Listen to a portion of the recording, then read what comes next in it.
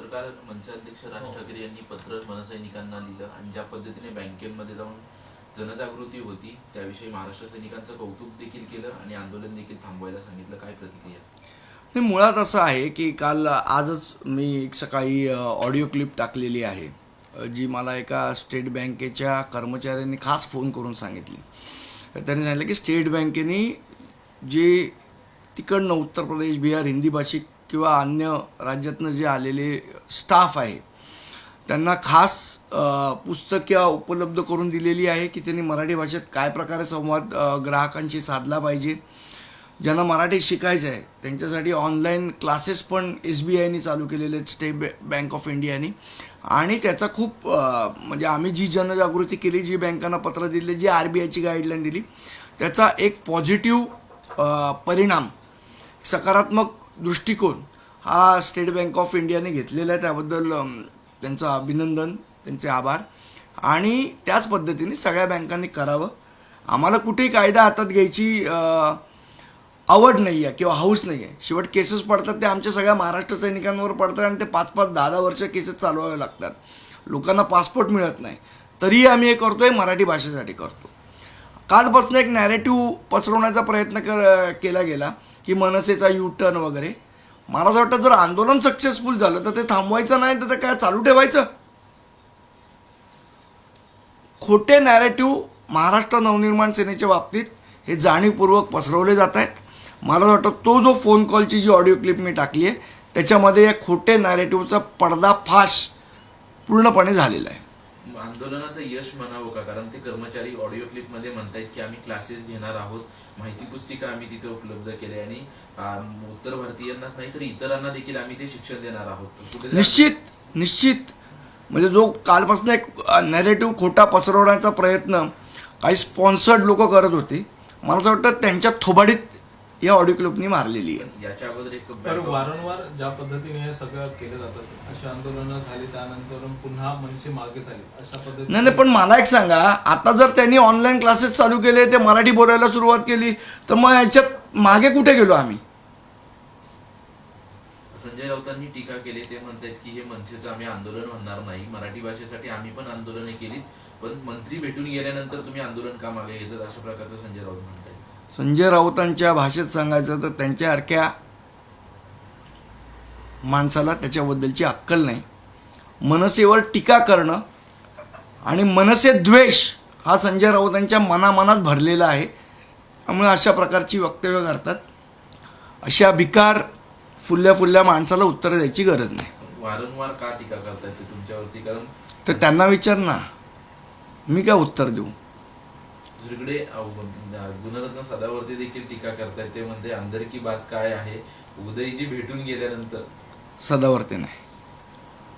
पुढे मुंबईच्या पाणी प्रश्नावरती प्रश्न आहे. मोठी टंचाई आहे पाण्याची आणि टांगती तलवार आहे मुंबईकरांवरती.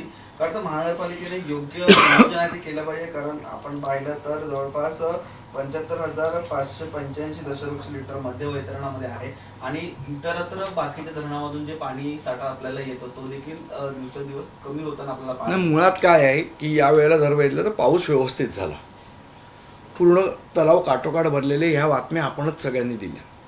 त्यानंतर आता जर पाणी कमी पडतं आहे तर मला असं वाटतं ते कमी पडते ते जो उन्हाळा चालू झालेला आहे, बाष्पीभवन झालेलं आहे, त्यामुळे ह्या प्रकारचं पाणी दरवर्षी कमी होतं. म्हणजे ह्या वर्षीच झालं असं नाही, बाष्पीभवनामुळे पाण्याची पातळी घटत असते.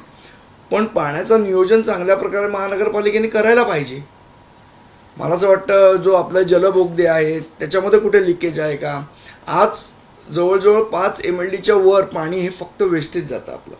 ते वेस्टेज जरी आपण वापरलं तरी मला असं वाटतं त्याच्यामध्ये आपल्याला फायदा होईल. राखीव पाण्याची मागणी महानगरपालिकेने 3 आठवड्यापासून राज्य सरकारकडे केली, परंतु अजून त्याला कोणतंही उत्तर दिलेलं नाही. 33% पाणी साठा आता मुंबईच्या धरणांमध्ये. मी तेच तुम्हाला म्हटलं ना, आज काय आपण तहान लागली की विहीर खणतो अशातला प्रकार आहे.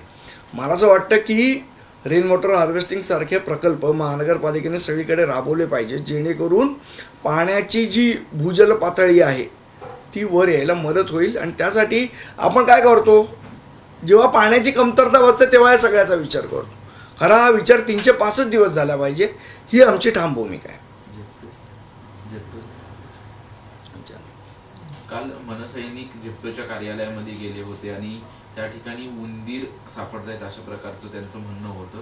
काय नक्की त्या ठिकाणी परिस्थिती झाली नाही, होती? काल आमच्या काही 6 पदाधिकाऱ्यांना पोलीस पकडून घेऊन गेले. आम्ही झेप्टो कशा घाणेरड्या पद्धतीने त्यांची गोडाऊन्स ठेवतीये हे दाखवणं म्हणजे गुन्हा आहे का? माझा पोलीस प्रशासनाला पण प्रश्न आहे. आणि झेप्टोचे ते कोण शहाणे अधिकारी आलेले काल तिथे लिगलवाले, ते पोलिसांवर दबाव टाकत होते की यांच्यावर खंडणीची केस टाका. मग तुमची घाण दाखवली की तुम्ही खंडणीची केस टाकणार?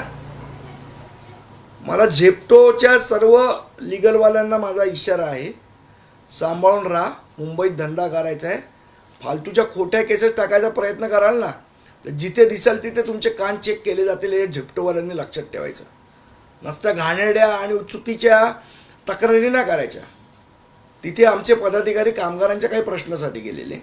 तिथे गेल्यावर आम्हाला दिसलं की उंदीर फिरतायत, झुरळ फिरतायत आणि खंडणी मागायला कोण मीडियाला घेऊन जातं. तिथे एका चॅनलचा, मला वाटतं तुमच्याच चॅनलचा तिकडे प्रतिनिधी होता. त्यांनी कॅमेऱ्यात सगळं शूट केलं. खंडणी मागायची असते तर कॅमेरावाल्याला बोलवलं असतं किंवा पत्रकारांना बोलवलं असतं तिकडे. म्हणजे तुमचा एखादी चुकीची गोष्ट दाखवली तर तुम्ही आमच्यावर खंडणीचे केसेस टाकणार. फिरणं बंद करू झेप्टोवाल्यांचं.